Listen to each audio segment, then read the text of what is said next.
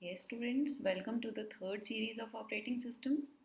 Today, we'll be covering operating system services. An operating system provides services to both the users and the system. Operating system interface की तरह काम करता है, इसलिए वो services एक साइड से यूज़र को देता है और दूसरी साइड से सिस्टम को प्रोवाइड करता है. It provides system an environment to keep its resources in organized manner. Operating system के लिए क्या करता है, उसके रिसोर्सेज को बहुत अच्छे से मैनेज करता है, एफिशिएंटली मैनेज करता है ताकि उनका बेस्ट पॉसिबल यूटिलाइजेशन हो सके. Secondly, for the users it executes the program in a very convenient manner.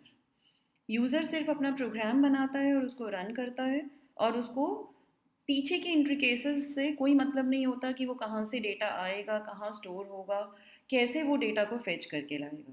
तो बहुत ही कन्वीनियंट मैनर में हाई लेवल लैंग्वेज में हम अपने प्रोग्राम्स को बनाते हैं और उसको ऑपरेटिंग सिस्टम आगे हैंडल करता है. आज हम जो ऑपरेटिंग सिस्टम की सर्विसेज पढ़ने वाले हैं वो हैं program execution, input output operations, file system manipulation, communication, error detection, resource allocation, and protection. These are all the services carried out by the operating system for the help of the user as well as the system. We'll discuss these services one by one. Before discussing the services, we can look into this diagram. Here, at the lowest level, you can see there is a hardware. This is a layered architecture of operating system. We have already discussed also. Lowest level is the hardware, which is protected by the operating system. Means interaction to the hardware is through operating system. This yellow, where I have written the services, this is the whole operating system surrounded by this blue line.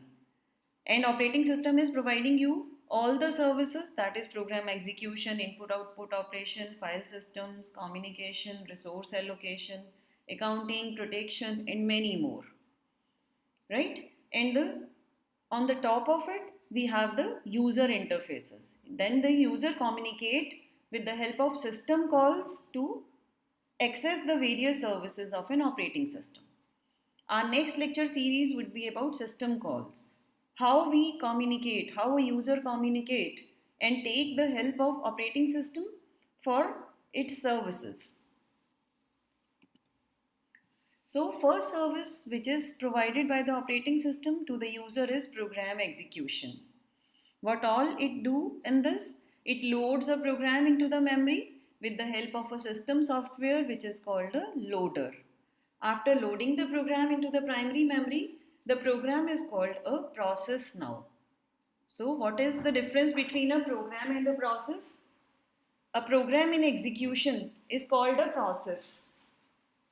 After loading the program into the memory, it executes the program. For executing the program, it handles all the input-output operations in the program written and loading, then displaying your results on the monitor or to the file system, whatever may be. It also provides a mechanism for process synchronization. Now the word comes synchronization. What is synchronization? If the same resource is used by more than one processes, then that resource is accessed one by one. If it is used to write a program, if you want to edit that data, then that should be one by one. And if both the processes wants to just read the data, then no need of synchronization there.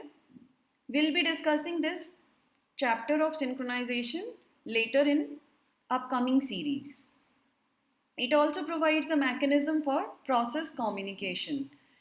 If more than one processes are running, they need to communicate with each other. This communication is also handled by the operating system in a very efficient manner. Next service which is provided by the operating system is input-output operations. An operating system manages the communication between user and the device drivers. We already discussed that the systems or the drivers or the output devices attached to the system are controlled by a special software which are called device drivers. These are also system softwares which are installed in the operating system before we connect a device and use it. So, in input output operation means read or write operation. We can read or write a system from any file or any specific input output device. Operating system also provides the access to the required input output device whenever required. You write a statement in our program to give the output on a monitor. It will select the monitor for you. If you want to store the information in some particular file, it will store the information in the file. So, whatever device you want to access, either it can be a pen drive, it can be a printer, the operating system is handling this whole cycle. Here you can see in this figure we have three components basically. One is the CPU, second is the input output device, and the memory. So in case of an input output operation, if we give a command from the CPU that we want to print a statement on the monitor, this input output command will print the statement on a monitor, and it will also save as it's connected with the memory. So this whole cycle is handled by the operating system. Then the next service which comes into the picture is the file system manipulation. So what is a file system? A file system is an organized collection of various files and directories for easy navigation and usage. In file system manipulation, the operating system helps us to read or write into a file. It also helps in permission handling. In case we give a file a permission to a user to just to read that file, it will handle that. If he gives the command of writing into that file and he is not permitted to write into that file, it would deny the user. You are not authorized to access this file for writing purpose. We can grant the read write right also. We can grant the execution right also. So it will first check the file and the rights given that to that particular user. If he is permitted to do that particular operation, then only it will allow. So this helps in the protection of various files. Operating system also provides an interface to the user to create or delete various files or folders and to organize our data. Operating system also provides an interface to create the backup of file system. Operating system has the facility for automatic backing up of our system files. If we create a backup, we can set the operating system parameters to take a backup after every 24 hours, 1 day, 2 day, 48 hours, 1 week, or whatever we want. We can set a parameter and it will automatically take the backup of our files. We have seen on our mobile systems also, there is a backing facility. जितनी भी हमारी photos हैं वो backup होती रहती हैं. हमारे पास cloud storage होता है, उस क्लाउड के ऊपर आपने देखा होगा, if you allow the settings to sync your photos with the cloud, it will automatically with time on the background processes will handle this backup facility. This facility is a facility which is provided by the operating system to get the file saved permanently. Next very important service provided by the operating system is communication service. If two processes are running and they want to share some data with each other, then both the processes can be on one computer or these processes may be running on different computers.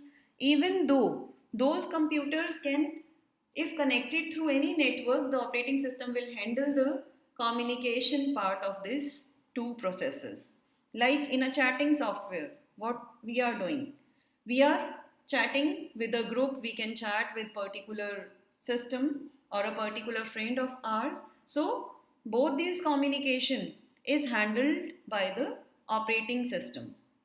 There are two models here for sharing the information or communication. One is the shared memory and second is message passing. अब बच्चों इन दोनों में क्या difference है? Basically shared memory model तब use किया जाता है अगर हमारे पास ज़्यादा डेटा है आपस में, कोई फाइल्स हैं जिस पे दो यूज़र्स काम कर रहे हैं। बार बार शेयर करना उस फाइल को या फिर उसकी मल्टीपल कॉपीज़ बना के रखने से क्या प्रॉब्लम आएगी कि कंसिस्टेंट नहीं रहेगा डेटा। अगर एक यूज़र ने डेटा एडिट किया तो वो दूसरे के पास अगर उसकी कॉपी है तो उसमें वो एडिट नहीं होगा, और उसने अपने एंड पे कुछ एडिट किया तो इन दोनों फाइल्स को फिर से सिंक्रोनाइज करके मर्ज करना पड़ेगा।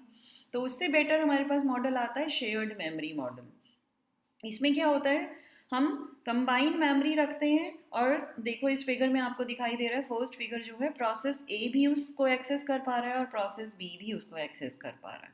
तो इससे क्या हुआ कि जो हमारा कॉमन फाइल्स हैं वो सब शेयर्ड मेमोरी वाले पोर्शन में है, and the both can communicate with that particular file with single copy only. Second kind of a model is message passing. In case of message passing, see in figure 2 what process A wants to communicate with process B. Then what will do? Process A will send the message to the kernel. Kernel here is the operating system. Operating system will check the destination address where you want to communicate. Process A wants to communicate with process B. Then it will send the message to the process B. In this way, communication is handled by the operating system. Next, very important function which operating system handles is error handling part. Error कभी भी आ सकता है एक system में, वो CPU की वजह से भी हो सकता है, वो कुछ इनपुट आउटपुट डिवाइस की वजह से भी हो सकता है, कोई मेमोरी हार्डवेयर की वजह से भी होता है। कई बार आपने देखा होगा किस तरीके का एरर आता है, CPU की वजह से कैसा एरर आ सकता है।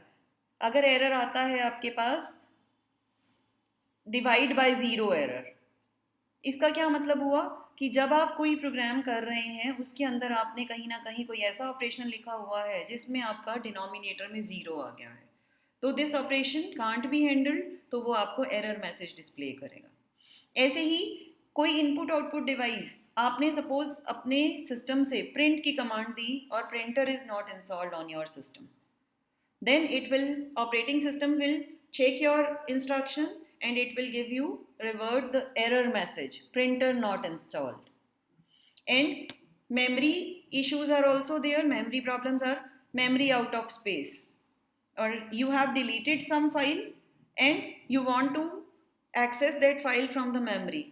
What message it will display? Sorry, this file doesn't exist on your system, right? I had shown this in the image also. Here you can see, if you want to run some media file, maybe some music file or some video file, and that file has already been deleted from your system, then this message will appear. Sorry, this media file doesn't exist on your internal storage. This message is given by the operating system to help the user to handle the error. So OS constantly checks for possible errors. Operating system takes an appropriate action to ensure correct and consistent computing. So in this way it helps the user to handle various errors. Next function or service provided by the operating system is resource allocation. You know, हमारे पास हमेशा resources limited होते हैं और users unlimited हो सकते हैं हमारे system में, specially in case of multi user environment. Resources means main memory, there are CPU, file, storage, and these are all resources attached to a system.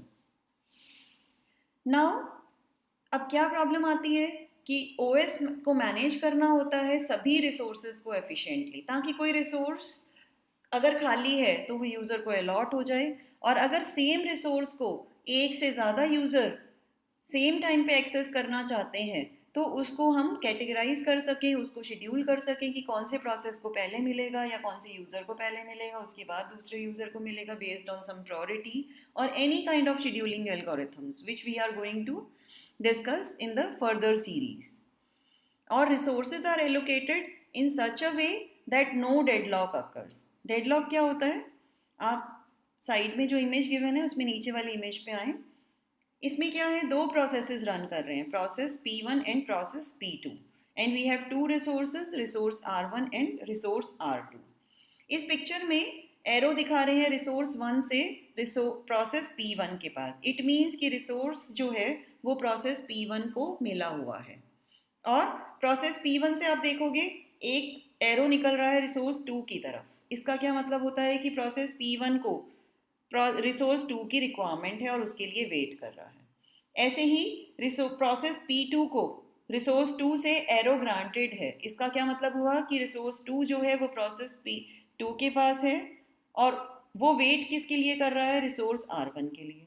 अब क्या प्रॉब्लम आई, प्रोसेस P1 के पास R1 है और उसको R2 चाहिए, और process P2 के पास R2 है, R1 चाहिए. दोनों में से कोई भी उस रिसोर्स, किसी भी रिसोर्स को छोड़ना नहीं चाहता. जब तक एक प्रोसेस उस रिसोर्स को नहीं छोड़ेगा तो वो दूसरे को मिलेगा नहीं और दोनों का ही काम फिनिश नहीं होगा. तो इन केस इस तरीके की अगर प्रॉब्लम आ जाती है तो इसको हम डेडलॉक कहते हैं. तो अब ऑपरेटिंग सिस्टम का यहाँ पे क्या काम होता है कि ये डेडलॉक ही ना आए. इस डेडलॉक के आने से पहले ही वो रिसोर्सेज को इस तरीके से शेड्यूल करे कि पहले एक का पूरा काम हो जाए, उसको दोनों रिसोर्सेज मिल जाएं, वो अपना काम ख़त्म करेगा, वो दोनों रिसोर्सेज को छोड़ेगा, फिर वो दूसरे प्रोसेस के पास आए और उसको दोनों रिसोर्सेज अवेलेबल करवा दे ताकि दोनों का काम हो सके विदाउट डेडलॉक. तो डेडलॉक को हम आगे की सीरीज़ में करेंगे. ये भी हमारा फर्दर एक पूरा यूनिट है डेडलॉक के ऊपर. इसके ऊपर हम फर्दर डिस्कस करेंगे. अब आता है हमारे सिस्टम को प्रोटेक्ट करके रखता है ऑपरेटिंग सिस्टम. प्रोटेक्शन कैसे होती है, रिसोर्सेज की प्रोटेक्शन. सिस्टम के साथ जितने भी रिसोर्सेज हैं, it ensures that access to these resources is controlled. जिस यूज़र को जिस रिसोर्स का एक्सेस है वो सब उसी के अकॉर्डिंग उसको एक्सेस कर पाएँ. कोई अननेसेसरली किसी की मेमोरी को एक्सेस ना करे, किसी की फाइल्स को एक्सेस ना करे. ये इंश्योर करता है operating system. Secondly, operating system also ensures that the external input-output devices are protected from invalid access attempts. जो access allowed नहीं है वो access नहीं हो पाए. ऐसे ही हमें password protection provide करवाता है. Authentication features for each user by means of password. We can protect our files, we can authenticate our files with the help of passwords or passcodes are there. So these are the various features provided by operating system to protect our files, input-output devices and other resources. बच्चों अब हम discuss करेंगे threats to protection. Protection के बाद अब आता है protection को हमारे हैम्पर कौन करता है. जो हमारा सिस्टम होता है उसको जो थ्रेट्स होती हैं वो दो तरीके के होती हैं. One is from intruders. Intruders होते हैं जो पर्सनली आपके सिस्टम के अंदर इंटरवीन करते हैं. दूसरे होते हैं मेलिशियस सॉफ्टवेयर्स. सॉफ्टवेयर्स ऐसे जिनको डिज़ाइन किया जाता है कि वो आपके सिस्टम के रिसोर्सेज को हार्म करें, किसी भी तरीके का हार्म पहुंचा सकते हैं वो आपके सिस्टम को. तो इंट्रूडर्स में अगर हम बात करें तो पहले आते हैं मैस्क्यूरेटर्स. मैस्क्यूरेटर्स क्या होते हैं, ऐसे लोग जो ऑथोराइज नहीं हैं आपके सिस्टम पे काम करने के लिए. वो पेनिट्रेट करता है आपके सिस्टम के अंदर with the mal intention to exploit legitimate users. जो उस पर काम करता है, जो ऑथोराइज्ड पर्सन है, उसको लेजिटिमेट यूज़र बोला जाता है. उसके क्रेडेंशियल्स को, उसके पासवर्ड्स को चुराता है और उसके अंदर इंट्रूड कर जाता है सिस्टम के अंदर और उसकी फाइल्स को, सिस्टम को किसी भी तरीके से हार्म पहुंचाता है. इसकी एक टेक्निक है, वो की लॉगर्स डाल देते हैं आपके सिस्टम पे. की लॉगर्स ऐसे सॉफ्टवेयर्स होते हैं जो की स्ट्रोक्स को कैप्चर कर लेते हैं. जैसे ही वो ऑथोराइज्ड यूज़र अपने सिस्टम पे बैठता है और अपना पासवर्ड डालता है, तो अगर आपके सिस्टम में किसी ने वो सॉफ्टवेयर डाला हुआ है तो आपका पासवर्ड रिकॉर्ड हो जाता है. बाद में वो पर्सन आपके सिस्टम पे बैठेगा, उस फाइल के अंदर आपका पासवर्ड चला जाएगा और उसको यूज़ करके नेक्स्ट टाइम जो होगा आपके सिस्टम पे लॉगिन कर सकता है. तो ऐसे लोग जो ऑथोराइज नहीं है सिस्टम पे काम करने के लिए, फिर भी वो आपके पासवर्ड्स को चोरी करके उसके अंदर इंट्रूड कर जाते हैं, ऐसे लोगों को हम मैस्क्यूरेटर्स कहते हैं. दूसरे टाइप का अटैक हो सकता है आपके सिस्टम पे मिसफीचर्स के थ्रू. मिसफीचर्स क्या होते हैं, ये ऑथोराइज्ड यूज़र्स होते हैं लेकिन ये उस डेटा या प्रोग्राम्स या रिसोर्सेज को एक्सेस करते हैं जिनके लिए वो ऑथोराइज नहीं है। सिस्टम के अंदर जाने के लिए ऑथोराइज्ड हैं, बट कुछ एक फाइल्स हैं, कुछ एक रिसोर्सेज हैं जहाँ पे उनको एक्सेस अलाउड नहीं है। वो उन फाइल्स में अपनी प्रिविलेजेस का मिसयूज़ करके उन फाइल्स को एक्सेस करते हैं और उसमें कुछ हार्म करते हैं। ऐसे लोगों को हम मिसयूजर्स बोलते हैं। इसके अलावा DOS अटैक हो सकता है आपके सिस्टम पे। DOS अटैक क्या होता है? Denial of service attack. ये एक ऐसा साइबर अटैक है जो आपकी मशीन को अनअवेलेबल बना देता है जो वर्किंग यूजर्स हैं उनके लिए। क्या करता है? ये आपके सिस्टम को फ्लड कर देता है विद नंबर ऑफ रिक्वेस्ट, जिससे वो सिस्टम आप ओवरलोडेड दिखता है और वो सिस्टम एट टाइम्स क्रैश भी हो जाता है, परमानेंटली भी और टेम्परेरीली भी। तो ये क्या करता है? प्रिवेंट करता है लेजिटिमेट यूजर्स को फॉर ऑपरेटिंग देयर रिक्वेस्ट। जैसे कि सपोज हम एक एग्जांपल ले सकते हैं, एक शॉप के बाहर कुछ एक लोग उसकी एंट्री पे खड़े हो गए, ठीक है, वो किसी को अंदर नहीं जाने दे रहे हैं। तो हमें लगता है कि उस शॉप के अंदर बहुत ज़्यादा क्राउड है और जिसकी वजह से जो लोग लेजिटिमेट हैं, जिनको एक्चुअली में उस शॉप के अंदर जाना है, शॉपिंग करनी है, वो उसके अंदर नहीं जा पा रहे हैं। ऐसे अटैक्स को हम DOS अटैक्स बोलते हैं। नेक्स्ट आता है मेलिशियस सॉफ्टवेयर्स। मेलिशियस सॉफ्टवेयर्स कुछ ऐसे सॉफ्टवेयर्स डिज़ाइन किए जाते हैं जो आपके सिस्टम को थ्रेट पहुंचाते हैं। इनके बारे में हम आगे की स्लाइड में डिस्कस करते हैं क्या होते हैं। सबसे पहले अगर हम इंट्रूडर्स को देखें तो ऑपरेटिंग सिस्टम का पहला गोल होता है डेटा की कॉन्फिडेंशियलिटी को मेंटेन रखना। जिस यूज़र का डेटा है वही यूज़र उसको एक्सेस कर सके। हम अपने डेटा को एक्सपोज नहीं करना चाहते किसी अनऑथोराइज्ड यूज़र के पास। तो इसलिए हमारा सिस्टम जो होता है हमें प्रोटेक्शन मैकेनिज्म देता है। ऑपरेटिंग सिस्टम कैसे देता है? ऑथेंटिकेशन देता है, यूज़र नेम पासवर्ड्स हम यूज़ करते हैं। अब इसे भी हमें केयरफुली यूज़ करना चाहिए। पासवर्ड्स जो होते हैं हमारे लेंदी होने चाहिए, 20 वर्ड्स का होना चाहिए और टाइम टू टाइम हमें अपने पासवर्ड्स को चेंज करते रहना चाहिए। इसके अलावा बायोमेट्रिक ऑथेंटिकेशन ज़्यादा अच्छी है as compare to user name password. Biometric क्या होता है? हम जो हमारे यूनिक फीचर्स हैं, जैसे हमारे फिंगरप्रिंट्स हो गए, आई बॉल्स हो गई, रेटिना जिसको हम बोलते हैं, ठीक है, या फिर वॉइस रिकॉग्निशन सिस्टम्स हैं, ये सब जो हैं इनका मैस्क्यूरेट होना बहुत मुश्किल है। इसको कोई नहीं कर सकता क्योंकि हमारे यूनिक फिंगरप्रिंट्स हैं। तो इसका चांस कम होता है कि अनऑथोराइज्ड यूज़र हमारे सिस्टम के अंदर इंट्रूड कर ले। इसके अलावा OTPs, वन टाइम पासवर्ड्स की जो फैसिलिटी है वो भी यही काम करती है कि आपका जो एक्सेस है वो अननेसेसरीली कोई और उसके अंदर ना जा सके। इसके अलावा ऑपरेटिंग सिस्टम का नेक्स्ट गोल होता है डेटा की इंटीग्रिटी को मेंटेन रखना। इंटीग्रिटी मेंटेन क्या होता है कि जैसा आपने उसके अंदर डेटा डाला था वो डेटा नेक्स्ट टाइम जब एक्सेस किया जाए तो वो उसी फॉर्म में मिले, उसके साथ कोई टैम्परिंग ना करे, डेटा को चेंज ना करे। तो इसके लिए जो protection mechanism operating system use करता है that is access control policy. Access control policy क्या होती है कि हम एक्सेस राइट्स प्रोवाइड कर सकते हैं जिस यूज़र को। हमारे पास 3 तरह की राइट्स होती हैं, रीड, राइट एंड एग्जीक्यूट। तो हम जिन यूज़र्स को रीड की, राइट की, एग्जीक्यूट तीनों की परमिशन देना चाहते हैं वो हम तीनों दे सकते हैं। अगर कुछ यूज़र्स को हम सिर्फ रीडिंग की परमिशन देना चाहते हैं तो वो रीड ही कर सकें, वो उसके अंदर कोई भी एडिटिंग ना कर सके, उसके अंदर राइट ना कर सके। तो इस तरीके से ऑपरेटिंग सिस्टम हमें एक्सेस कंट्रोल पॉलिसी इम्प्लीमेंट करने में हेल्प करता है। उसके अलावा नेक्स्ट इम्पॉर्टेंट गोल होता है सिस्टम अवेलेबिलिटी का। हमें सिस्टम को अवेलेबल रखना है लोगों के लिए जिसके लिए काम कर रहा है। तो हमें डिनायल ऑफ सर्विस का जो अटैक है उससे अपने सिस्टम को प्रोटेक्ट करना है।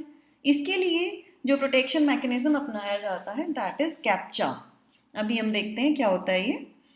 देखो, सबसे पहले ऑथेंटिकेशन कर रहे हैं हम अपने डेटा को कॉन्फिडेंशियल रखने के लिए। तो आप कैसे ऑथेंटिकेशन कर सकते हैं? फिंगरप्रिंट ले सकते हैं, वॉइस को रिकॉग्नाइज कर सकते हैं, फेशियल रिकॉग्निशन आप फेस करते हैं तो ही आपका फेस है अगर, तभी वो आपका सिस्टम ओपन होता है, नहीं तो ओपन नहीं होता। ऐसे ही नेक्स्ट आई बॉल को स्कैन किया जाता है। तो इसमें क्या किया जाता है कि आपके ये जो फेशियल फीचर्स हैं या ह्यूमन बॉडी के जितने भी फीचर्स हैं उनको डेटाबेस में स्टोर किया जाता है। जैसे ही आप उसमें लॉगिन करने लगते हैं तो वो डेटाबेस से मैच करता है। अगर आपकी वॉइस, आपका फेशियल एक्सप्रेशंस जो भी हैं, अगर वो मैच हो जाते हैं जो आपने उसके ऊपर पासवर्ड लगाया हुआ है, तभी वो सिस्टम ओपन होगा, वो वैसे ओपन नहीं होगा। नेक्स्ट आता है एक्सेस कंट्रोल में कैसे होता है। हमारे पास कुछ एक सोर्सेज हैं, सब्जेक्ट जिसको हम बोले, 3 चीज़ें हैं। सब्जेक्ट है, वो रिक्वेस्ट करता है हमें एक्सेस करने के लिए हमारा सिस्टम, ठीक है। तो सिस्टम में क्या हो सकता है, फाइल्स हो सकती हैं, कोई डिवाइस हो सकता है, कुछ भी एक्सेस करना है तो उसको इस एक्सेस कंट्रोल पॉलिसी के अंदर क्या किया जाता है, चेक किया जाता है कि इस यूज़र को क्या राइट है इस पर्टिकुलर रिसोर्स को यूज़ करने का। तो अगर उसको है तो ही हम उसको एक्सेस करवाते हैं, नहीं तो ऑपरेटिंग सिस्टम डिनाई कर देता है एक्सेस। अब कैप्चा क्या होता है, ऐसा होता है, कैप्चा आपने यूज़ किया होगा, वेबसाइट्स में फॉर्म्स वगैरह भरते हैं तो ये क्या करता है, कितनी तरीके के कैप्चाज हो सकते हैं, टेक्स्ट बेस्ड कैप्चा हैं। इनका क्या काम होता है कि जो टेक्स्ट लिखा हुआ है, अगर आपने वही टेक्स्ट लिख दिया, इट मीन्स कि वो एक ह्यूमन यूज़र है जो उसको यूज़ कर रहा है, वो सिस्टम से अटैक नहीं है। क्योंकि हमने डीओएस अटैक में अभी क्या देखा, कुछ एक ऐसे अटैक्स जो आपके फ्लड कर देते हैं रिक्वेस्ट से, तो उससे क्या होगा, ये कैप्चा हर टाइम चेंज होगा, जैसे ही एक रिक्वेस्ट के बाद दूसरी रिक्वेस्ट आएगी तो दूसरा कैप्चा आ जाएगा, तो उसको एक ह्यूमन बीइंग ही फिल कर सकता है। सिस्टम से कोई सॉफ्टवेयर जो अगर हम करते हैं तो वो इसके अंदर नहीं काम करता। तो ये क्या प्रूव करता है कि I am not a robot, I am a human being. 3D captcha हो सकते हैं, मैथमेटिकल कैप्चा जैसे एडिशन ऑफ नंबर है, और हर बार ये नंबर जो होते हैं वो चेंज होके आते हैं, तो आप फिक्स नहीं कर सकते किसी सॉफ्टवेयर के थ्रू कि हमेशा यही डेटा डालेगा और उसका कैप्चा पास हो जाएगा। इमेज बेस्ड कैप्चा होते हैं, बहुत सारी इमेजेस दे दी, इसमें क्या होता है, जैसे इसमें लिखा हुआ है क्लिक ऑन द कैट, जिस जिस इमेज में कैट है उसको आप क्लिक करोगे, ये ह्यूमन ही कर सकता है, ये कोई सॉफ्टवेयर नहीं कर सकता।